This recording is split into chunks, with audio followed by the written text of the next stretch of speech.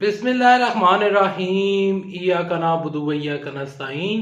अस्सलाम वालेकुम रहमतुल्लाहि व बरकातुहू। नाज़रीन, उम्मीद करता हूँ आप सब खैरियत से होंगे और आपकी ज़िंदगी अच्छी गुजर रही होगी।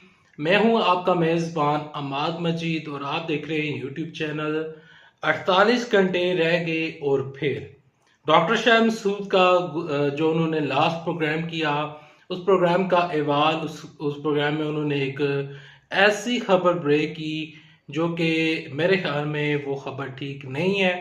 आखिर वो खबर क्या है? इसके अलावा 48 घंटे रह चुके हैं। 48 अगले जो 48 घंटे हैं वो अहम क्यों हैं? 48 घंटों के बाद क्या होगा और फिर होगा क्या? तमाम तर चीज़ें आपके साथ इस वीडियो में डिस्कस की जाएंगी। लेकिन डिस्कस करने से पहले, आगे बढ़ने से पहले कमेंट सेक्शन में लिखते हैं पाकिस्तान जिंदाबाद, पाकिस्तान फौज जिंदाबाद। और आपके हाथ में सोशल मीडिया की ताकत है, अल्लाह ने ये ताकत आपको दी हुई है। तो इस वीडियो को लाइक करने के साथ साथ चैनल सब्सक्राइब कर लीजिएगा, सारे को नोटिफिकेशन बेल को दबाकर ये वीडियो अपने दोस्तों के साथ शेयर कर दीजिएगा। डॉक्टर शाह मसूद ने अपने जो गुज़श्ता प्रोग्राम है उसमें उन्होंने एक बात कही जो कि बात मेरे दिल को लगी है। डॉक्टर शाह मसूद कहते हैं कि इमरान खान साहब का जो सबसे बड़ा नारा था, एहतसाब और लूटी हुई दौलत वापस लाना और बदमाशिया को हराना। कहते हैं डॉक्टर शाह मसूद, जो सेनेट का इलेक्शन में इमरान खान साहब की तारीखी नाकामी हुई, उस नाकामी के बाद इमरान खान साहब इस टाइम बेसाखियों के सहारे खड़े हैं। और ये जो इमरान खान साहब की इस टाइम हालत ख़राब है, इसकी वजह से इमरान खान साहब का वो नारा दफन हो चुका है। अब एहतसाब आप भूल ही जाए कि एहतसाब होगा या एहतसाब होने का कोई नामो निशान बाकी बचा है। एहतसाब का जो अमल है वो रुक चुका है। कोई लुटी हुई दौलत वापस नहीं आ रही, बदमाशिया जीता हुआ नजर आ रहा है। ऐसा कहना था डॉक्टर शाह मसूद का। अब अगले 48 घंटों में क्या होने जा रहा है? 48 घंटे क्यों अहम है? 48 घंटों में तकरीबन 12 तारीख को सेनेट का इलेक्शन है, चेयरमैन सेनेट मुंतखब किया जाएगा। एक तरफ साजिद संजरानी साहब हैं जो कि साबका चेयरमैन सेनेट हैं, और जो दूसरे हैं वो हैं यूसर रज़ा गिलानी। कांटेदार मुकाबला होने जा रहा है, एक ऐसा मुकाबला जो कि पाकिस्तान का मुस्तकबिल डिसाइड करेगा। अगर पीपल्स पार्टी जीती है इन केस, तो फिर इमरान खान साहब की पोजीशन जो अभी असम्बली चल रही है, जो तमाम चीजें चल रही हैं, उसमें इमरान साहब की पोजीशन कमजोर हो जाएगी।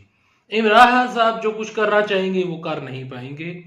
अगर साजिद संजरानी साहब सेनेट का इलेक्शन जीत जाते हैं तो इमरान खान साहब की जो वो वोट ऑफ कॉन्फिडेंस ले लिया, तमाम तर चीजें होगी, तो फिर इमरान खान साहब की सियासत जो अभी चल रही है वो बचती हुई नजर आ रही है। 2023 के इलेक्शन में क्या होगा या नेक्स्ट इलेक्शन में क्या होगा, वो एक अलग चैप्टर है, वो इंशाल्लाह फिर किसी वीडियो में डिस्कस करेंगे।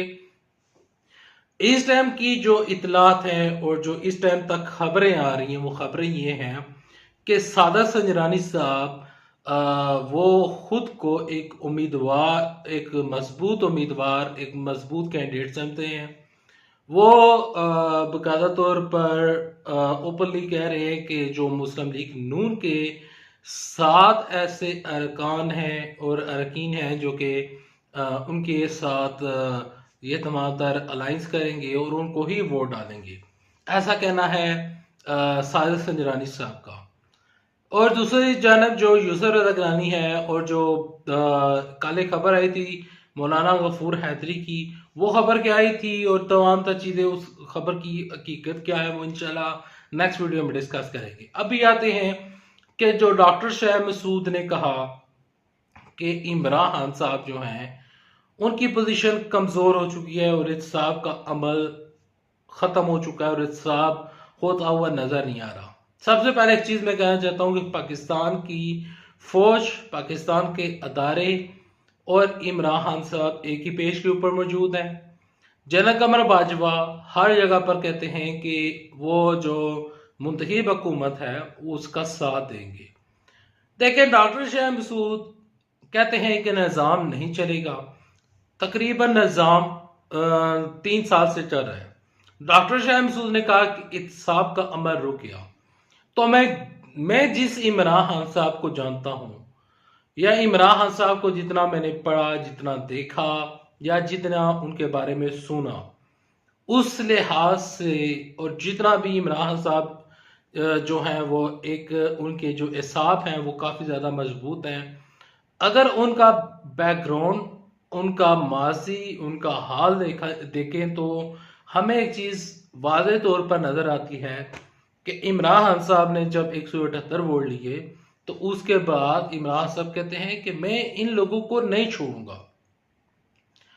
इन लोगों को छोड़ने से मुराद इमरान साहब की ये थी कि अभी मैं, चाहे बेशक मैं वज़ीर-ए-आज़म हूं या कल ना रहूं, तो तभी मैं एहतसाब का अमल और एहतसाब का जो नारा लेकर आया था, मैं उसके ऊपर कायम रहूंगा।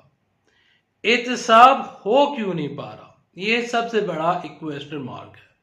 एहतसाब ना होना सबसे बड़ी जो नाकामी इमरान खान साहब को जिस जगह पर हुई थी, जो कि मैं समझता हूँ इमरान खान साहब भी खुद इस चीज़ को एक्सेप्ट करते हैं कि सबसे बड़ी नाकामी इमरान साहब के दौरे हुकूमत में यह हुई थी कि उन्होंने नवाज शरीफ को फेक रिपोर्ट्स के ऊपर और फेक जो कुछ हुआ था, और जिस तरह मीडिया ने वह ऐलान चाहा था कि नवाज शरीफ साहब जो हैं वो मरने लगे हैं, इनको बाहर भेज दिया जाए। इमरान खान साहब हर तकरीर में ये कहते हैं कि एक शख्स जिसने बीमारी का बहाना बनाया, शीरी मजारी साहब रोना शुरू कर दिया और तमाम तर चीज़ें हुई। लेकिन हो ये रहा है कि अब वो सबसे बड़ी गलती थी इमरान खान साहब की हुकूमत की कि उन्होंने नवाज शरीफ को बाहर जाने दिया और एहतसाब का अमल रुक गया। लेकिन एहतसाब का अमल रुकने से मुराद मेरी ये नहीं है कि एहतसाब नहीं होगा। इमरान खान साहब कहते हैं कि एहतसाब होगा। देखिए, मैं यहाँ पर कुछ चीज़ें इंक्लूड करना चाहता हूँ कि 48 घंटों के बाद क्या होगा। अगर इमरान खान साहब सेनेट में, ये जो सेनेट का रई से कसर जो बाकी रह चुकी है, जो कुछ थोड़ा सा टाइम बचा है इमरान साहब के पास, वो है 48 घंटे सेनेट का इलेक्शन होगा। जो ही चेयरमैन सेनेट मुंतखब होंगे, अगर साजिद संजरानी साहब हो गए तो इमरान खान साहब की ये जो पीटीआई की हुकूमत है ये चलती रहेगी, और फिर इमरान साहब की जानिब से कोई बड़ा फैसला आने की तवक्को की जा सकती है। बसूरत दीगर इमरान खान साहब असम्बली में से बैठे रहेंगे और वो उस तरह का काम नहीं कर पाएंगे, क्योंकि फिर पीपल्स पार्टी जो है वो, अगर उनका चेयरमैन आ गया तो फिर वो इमरान साहब को उस तरह काम करने नहीं देंगे। लेकिन अब 48 घंटे रह चुके हैं, 48 घंटों बाद डिसाइड होगा कि ये ऊँट किस करवट बैठेगा और ये तमाम तर चीज़ें किस साइड पर जाएंगी। लेकिन जो मेरी इतलात हैं, जो मेरे पास तमाम तर इंफॉर्मेशन पहुँच रही है, उसके मुताबिक जो साजिद संजरानी हैं उनका पलड़ा भारी नज़र आ रहा है, और हुकूमती अरकान जो हैं और जो स्पेशली वज़ीर इतलात हैं चिब्बी फराज साहब, वो कहते हैं कि साजिद संजरानी साहब जीत जाएंगे। यही दावा उन्होंने हफीज़ शेख की दफ़ा किया था और ये तमाम तर दावे होते रहे। लेकिन इमरान खान साहब को इस तमाम मामले को ईजी नहीं लेना चाहिए। इमरान खान साहब ईजी ले गए थे हफीज़ शेख की दफ़ा, अगर इस दफ़ा फिर वो ईजी ले गए तो ये इलेक्शन उनके हाथ से निकल जाएगा। लेकिन अगर इलेक्शन हार भी गए, तमाम तर चीज़ें हो भी गई, तो जो 2023 का इलेक्शन मैं देख रहा हूँ उसमें इमरान खान साहब की जो पोजीशन है वो मज़ीद मुस्तहकम होगी। वो इस वजह से मुस्तहकम होगी क्योंकि लोगों को पता चल चुका है कि किस तरह पैसा चलता है। लोग जाग चुके हैं, लोग इनको दोबारा वोट नहीं डालेंगे। पीपल्स पार्टी इन केस अगर जीत भी जाती है, तमाम तर चीज़ें हो भी जाती हैं, तो पीपल्स पार्टी पंजाब में किस तरह जीतेगी, ये एक बड़ा सवालिया निशान है। पंजाब में पीपल्स पार्टी का जीतना एक बड़ा सवालिया निशान है। पीपल्स पार्टी पंजाब में किस तरह जीतेगी, पंजाब के अलावा बलूचिस्तान में किस तरह जीतेगी, बलूचिस्तान के अलावा केपीके में किस तरह जीतेगी। सिर्फ सिंध से जीत कर ज्यादा नहीं बना जा सकता। बिलाल भुट्टो साहब, आपको इस चीज़ का अंदाज़ा होना चाहिए, और चेयरमैन सेनेट बनाकर आप नेक्स्ट इलेक्शन जीतना बहुत मुश्किल होगा आपके लिए। उम्मीद करता हूँ वीडियो आपको पसंद होगी। वीडियो पसंद आने से वीडियो को लाइक कर लीजिएगा, चैनल सब्सक्राइब कर लीजिएगा, साल के नोटिफिकेशन दबा लीजिएगा ताकि जो आने वाले वीडियोस है आप उनको मिस ना कर सके। अल्लाह हाफिज़। पाकिस्तान जिंदाबाद, पाकिस्तान फौज में जिंदाबाद।